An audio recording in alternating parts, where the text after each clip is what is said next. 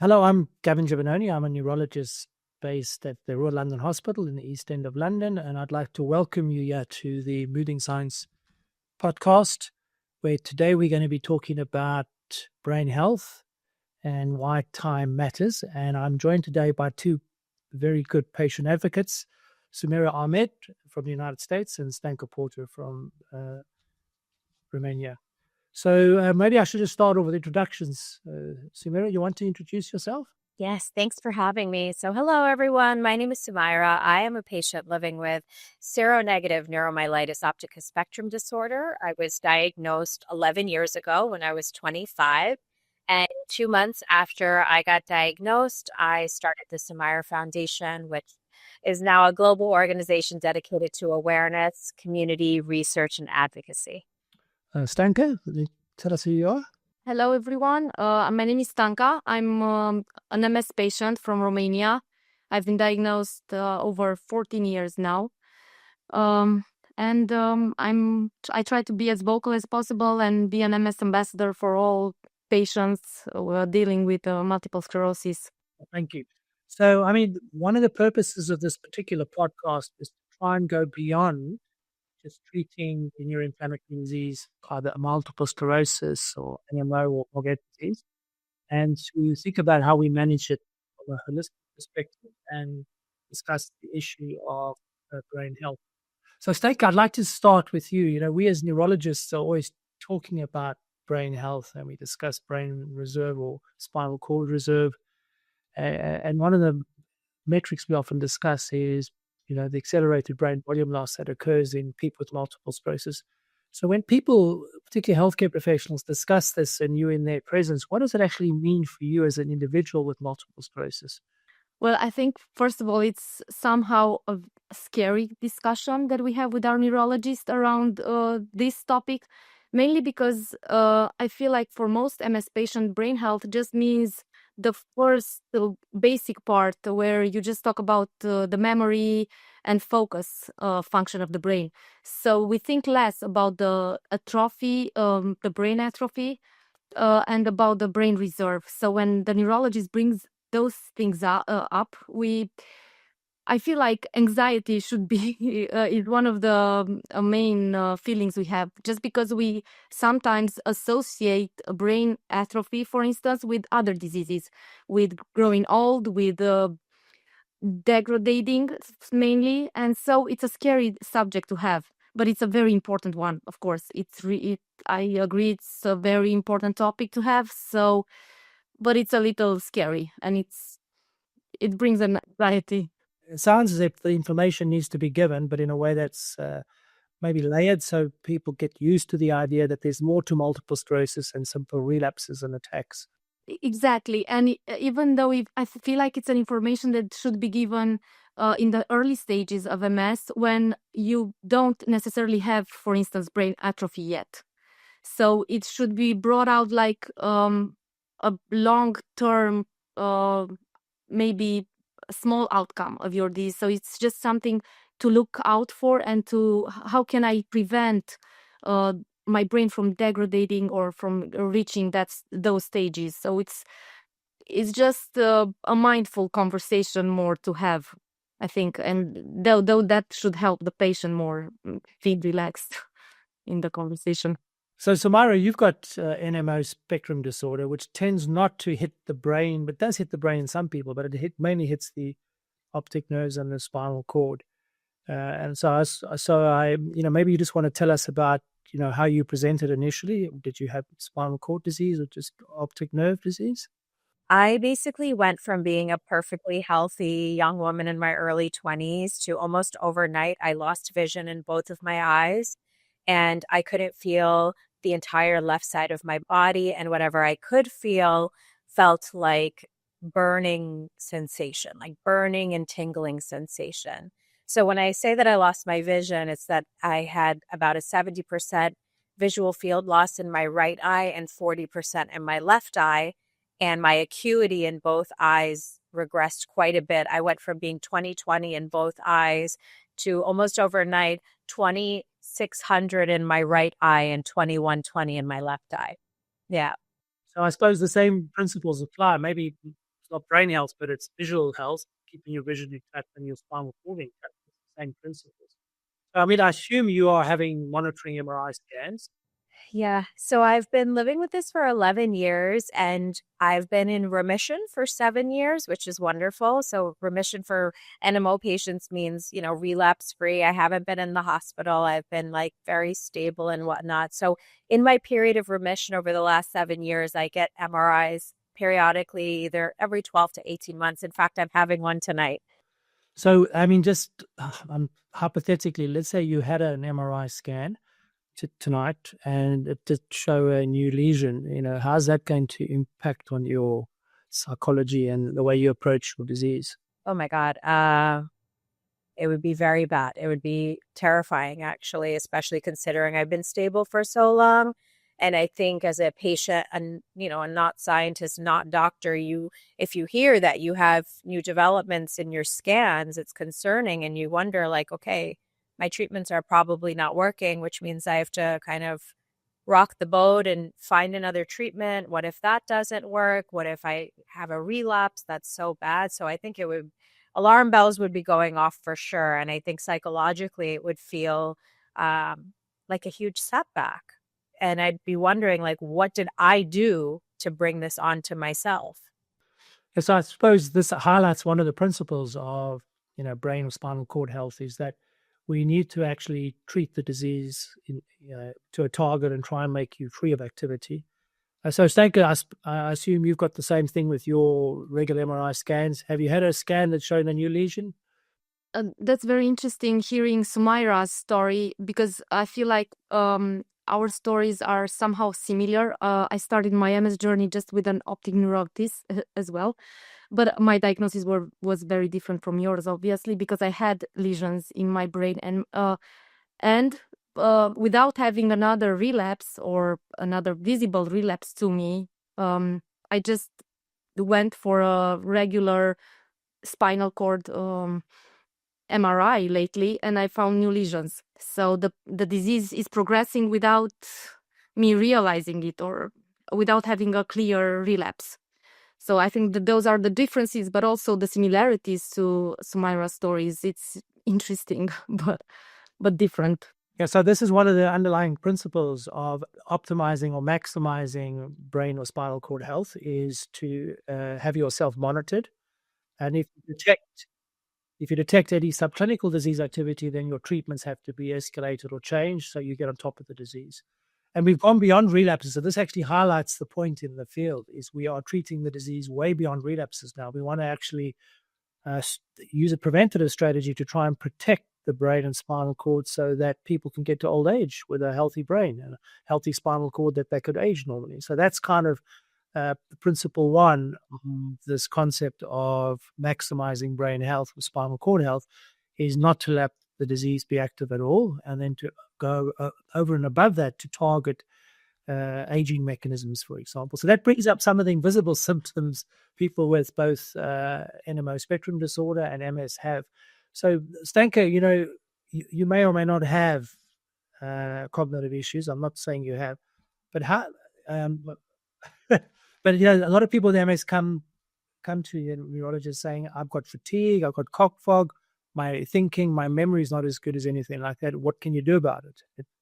And so have you thought about those hidden symptoms? Yes, of course. I think about them every day because as an MS patient, I feel like sometimes it's very difficult to tell between the difference of having symptoms associated to MS or just associating them to old age. For instance, I tend to forget a lot of things, and I stress about the fact that I forget what I was supposed to do, for instance. And I say, is that because of my MS, or is that because I'm getting old, or is that just normal? Because everybody forgets things sometimes.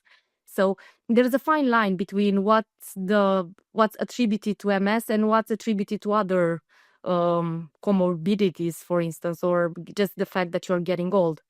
But yes, I struggle with fatigue sometimes. I struggle with brain fog sometimes, and a lot of that's the thing with the invisible symptoms, that you can't really show anything for them, any proof for them, but they are still there with you every day.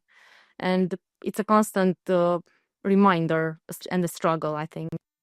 Yeah, so this is where I think people with the disease have to advocate for themselves, because they mustn't get gaslit. They mustn't let their healthcare professional say to them, it's nothing to do with MS, it's aging. They should ask, why do you say that? And this is one of the reasons why I'm monitoring.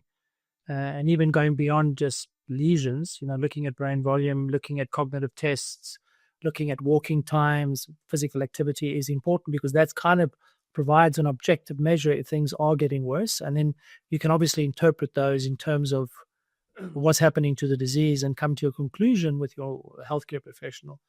Is this aging mechanisms or potential aging or something else?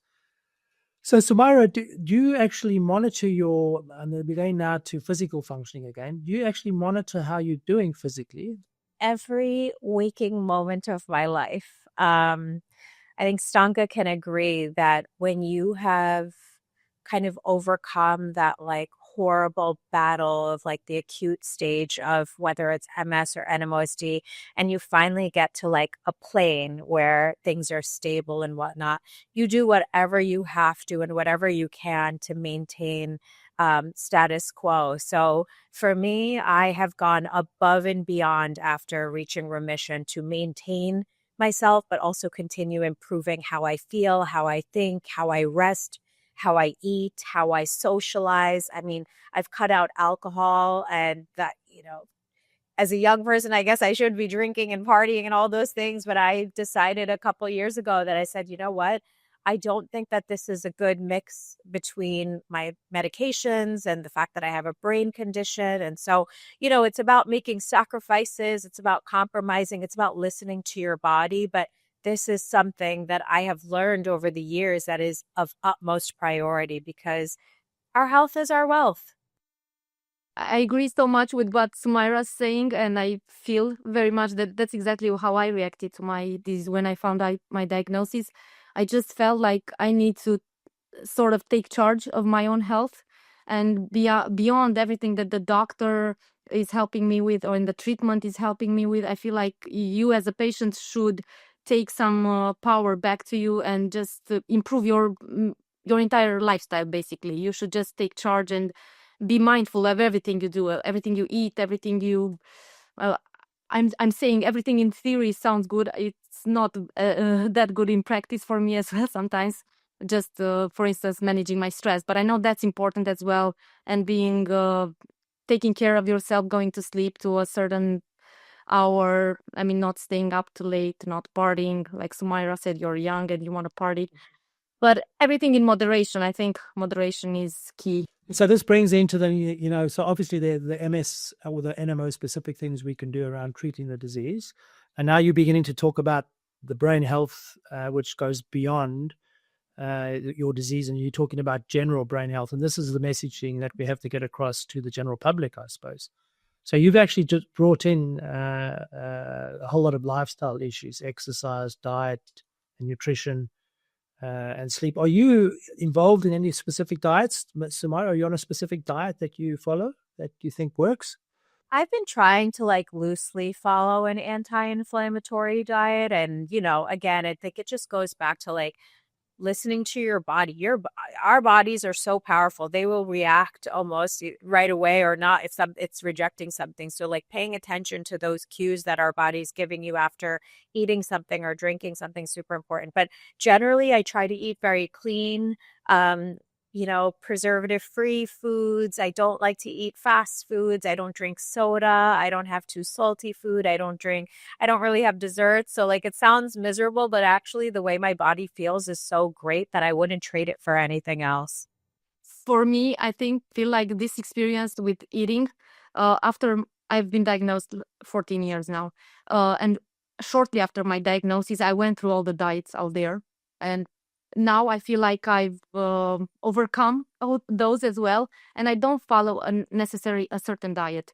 I just, like Sumaira said, I just have some limits that I follow, some rules that I try to achieve. Like she said, don't eat fast food. That's common sense, practically. And I feel like when you eat healthy for your gut, you feel that you eat nutritious food, and you don't need to do a crazy diet or follow the trends, especially. I feel like every now and then there is another diet coming up. That's the new trend and the new wave. But if you just follow some common sense rules and anti-inflammatory, that's also a good rule for eating. But other than eating, I feel like the whole lifestyle includes so much more. And just like I said, for me personally, I feel like sleep is very, very important. I'm really disciplined about sleep. I never stay up late, also because I love to sleep, but I go to sleep usually at 10 p.m. and I try to never miss a good night's sleep because it affects me. That's the one area of life where I can really tell the difference between a good day or a bad day if I had a good night's sleep the night before. So I feel like that's important, at least for my personal experience. And of course, like I said, stress, I feel like that's key in anything, but I don't know how to cope with stress yet. So if you have any advice for me besides meditation, some and medication, I don't know. I just wanted to add, sleep is so important. I sleep at 8:30 every night during the week, and I have to sleep at least 8, 9 hours a night. So I'm totally with you on the sleep thing. And I feel like sleep health is not talked about enough. Also, sorry to interrupt you. I feel like there's a recommendation of 6 to 7 hours at least at night. I feel like I need 8 or 9. And that's okay, but I feel like we need to talk about sleep health more generally. Like in addition to like sleeping early, I invested in like a great mattress, a great pillow. I put my phone in the kitchen charging when I'm sleeping. I do wind down time, like the lights start to all dim around like 7:45. So like just getting into like the zone. And I've noticed that when I sleep better, I am happier. My body feels better. And from a work perspective, I'm producing so much more. So sleep is so important. And, with regards to the stress, Stanca, one thing that I did, it sounds a little ruthless, but I just cut negative people out of my life when I feel like they're adding to my stress or like situations, like especially for patients like us who we have this, elevated and nervous system. Like, That's so true. I feel like that's so true for all patients that I know with MS. They are all very passionate about life, or I don't know how to put it nicely, but they invest so much that that's why we consume so much of ourselves.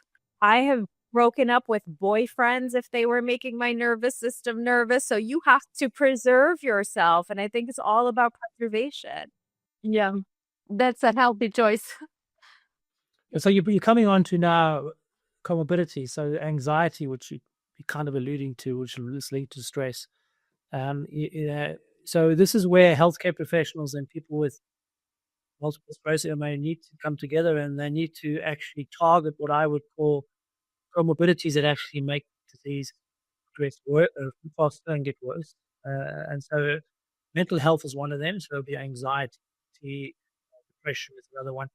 But there are also a lot of other complications and also just generalized comorbidities. Right? Have you been, both of you, Sumaira, have you been screened for comorbidities? Yeah, I have, and thankfully I'm okay for now. I mean, I've got all kinds of non-neurological symptoms, but they all kind of came about like after I got diagnosed within the first few years and all well managed. But like since then, I have been okay thus far. But of course, it's something I think about and I stay on top of because so many patients, whether it's MS or NMOSD, also end up developing other conditions, other autoimmune diseases. And, so I think as to the point of this whole conversation, it's like monitoring is so important because early detection can really save your life, of course, but save the quality of your life. Luckily, I haven't had any comorbidities yet. But I do also have screening every time I go to the doctor's office to make my annual checkup. I also check for other things that might be problematic, but so far so good. I don't know for how long, but hopefully I'll be able. I don't have even. I feel like even my fatigue is really being okay in some manageable levels so far. So I don't have anything else to complain about yet. So you're both highly educated, engaged people with diseases, but the general population are they overweight. Some of them still smoke. Hypertension's a problem. Prediabetes, diabetes, hyperlipidemia. These are all risk factors for poor brain health, and you need to be part of what I would call a metabolic health program, in addition to being treated for your disease. That actually screens and monitors and actually aggressively manages comorbidities. And one that comes up, particularly in the MS space, is chronic or recurrent infections. A lot of people with MS, for example, even NMO, have got bladder problems, neurogenic bladder. For MS, that's valid as well. Yeah, but it's easy to live with getting recurrent bladder infections, and that's not good enough because we know that people who have recurrent bladder infections do worse than people who don't. And there's lots that can be done to prevent bladder infections, for example. And I see you both women, and I'm not going to ask your ages, but what's becoming very topical in the MS space is perimenopause and menopause. We now begin to realize that a lot of menopausal symptoms, for example, can mimic MS symptoms. And HRT, for example, that's not compulsory or it's not often, may actually benefit people with multiple sclerosis. So, that's something that we need to get out as part of the brain health message, is that female health issues, particularly around menopause, should be brought up. That's a subject I'm mostly interested about in lately, because I feel like I'm pre-menopausal. Well, that can reach for up to 10 years, so hopefully it will be close to 10 years. But still, I feel like it's something on my mind and of concern in the near future for me. And how will MS intervene? How will MS affect my this period of my life? I think that's a concern for me now. Yeah, so I mean, I don't know what's happened in the United States, but in the UK now, for example, every woman who's menopausal has the option to go into HRT. They should just ask for it, because up until quite recently, there's been resistance by the medical profession to provide women with HRT, but now they can demand it. And the GPs then have to discuss risk benefits, and they go on to it. So that's something that's a new development in the UK, is the absolute requirement. If people want to go on it, they can go on it. Now, the other one that people forget about is concomitant medications. There's lots of medications that are used to treat MS symptoms that are bad for the brain. Okay. So I'm not going to ask you specifically, but there's a group of drugs called anticholinergics. So these are drugs that are used to treat irritable bladders. Some of the antidepressants, antihistamines, these are all very potent anticholinergics. And so the question people should be asking themselves, they should be looking at the medications they're on. And if any of them are bad for brain health, they should actually ask the question, do I really need to be on these medications? And that's not done a lot, because people with neurological conditions are often on polypharmacy. They're on 10 other drugs, and within those 10 other drugs, maybe drugs that are really not good for the brain. Yeah, so that's something that's something that should be raised with brain health as well, is the side effects of medications that people aren't aware of. Okay. I just wanted to add to the conversation about perimenopause and menopause. I'm actually very proud of sharing my age. I'm 36. I was, when I got diagnosed, I was told that I had 5 years to live, so that I wouldn't see my 30s. So I'm very happy to be in my 30s, 30, flirty, and thriving.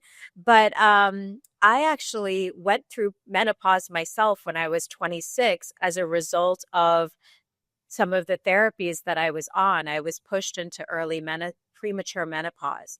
And it was so crazy going through that while also going through the acute stage of my condition.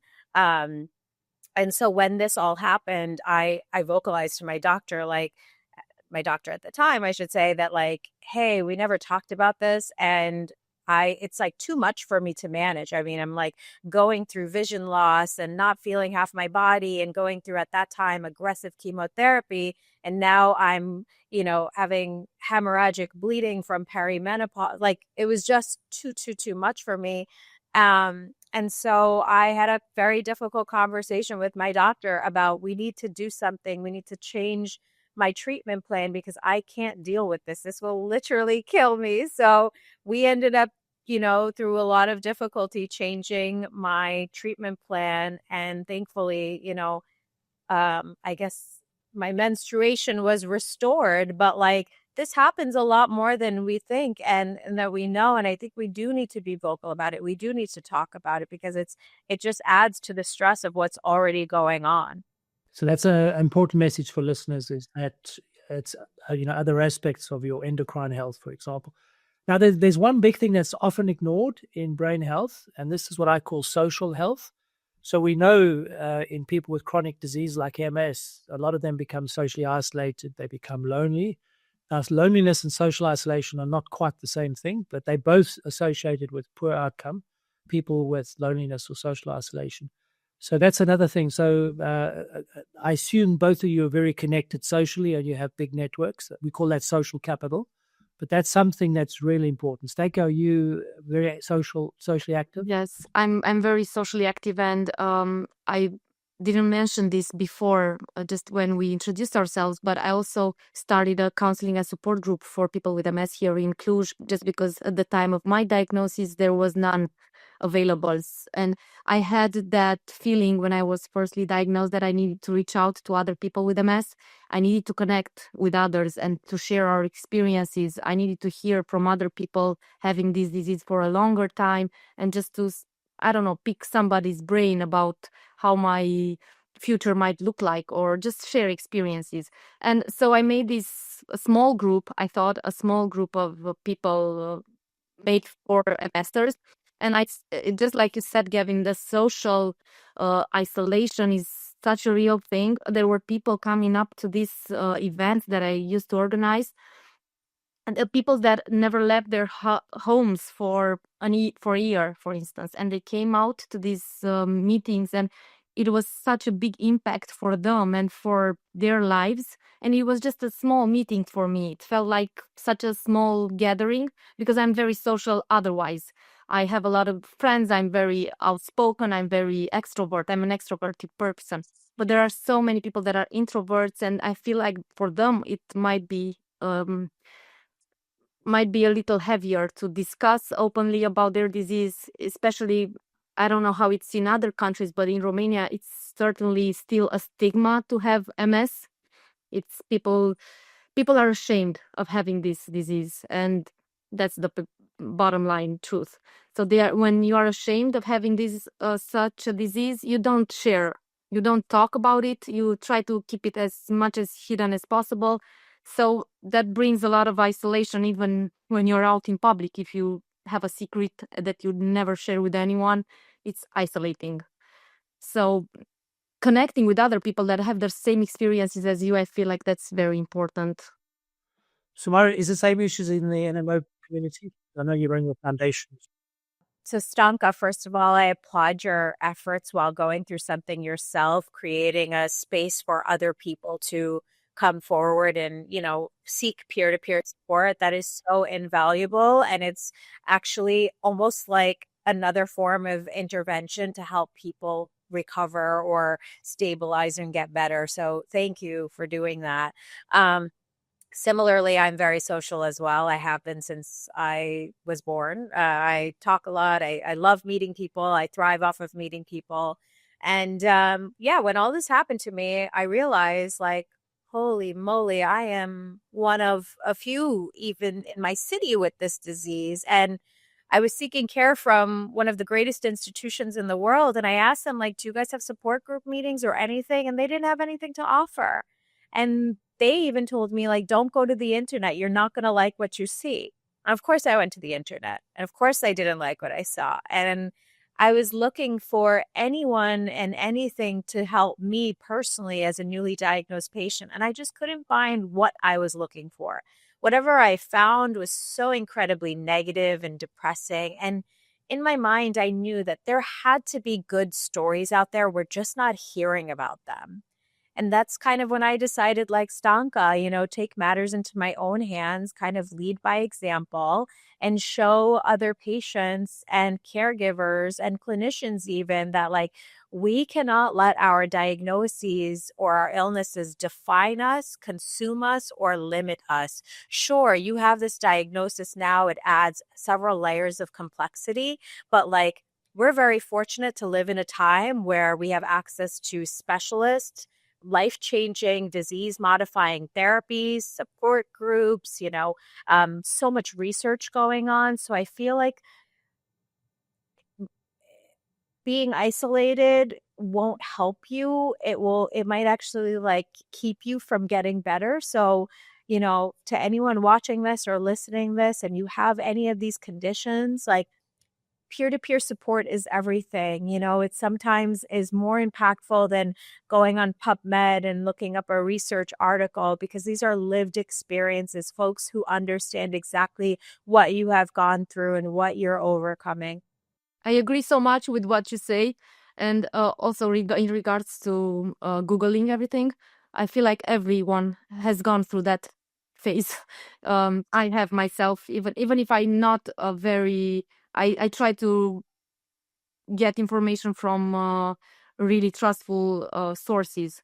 I still Googled my symptoms. I still Googled everything, and I still found out I'm gonna be dead in 2 years, and all the tragic stories that you can read online. So that's one advice that if I could, I would give every newly diagnosed patient. Just don't Google everything. You can only find the worst outcomes that will not be for you. I mean, it's unlikely that your personal story would be so tragic as the stories you find online. We're coming to the end of this podcast. I'd just like to ask both of you, let's start with you, Stanka. When you go and see neurologist, is the brain health assessment part of, you could be honest, part of your annual assessment? And how do you, if not, how are you bringing it up with your consultant? Well, like I said, my neurologist, whenever I go to my annual checkup, she does routinely, she checks up everything, even my lungs, even I check up every part of my body. So I also do some tests for my brain health. I even have I have some tests, some puzzles that I have to fill out. So she tests my memory, my focus. She tests my. She also, in the MRI, you can see the brain atrophy, and I think we would discuss more if there were some brain atrophy, but so far it hasn't reached that point. But I feel like she's very thorough with the checkups, and I feel I trust her very much, and I feel in good hands. And I know when that time would come, she would let me know if anything will be wrong. But so far, so good, and I feel like she gives me the best advice for me to prevent that from happening, or to delay as much as possible the atrophy of the brain, mainly, or to keep up my brain reserve.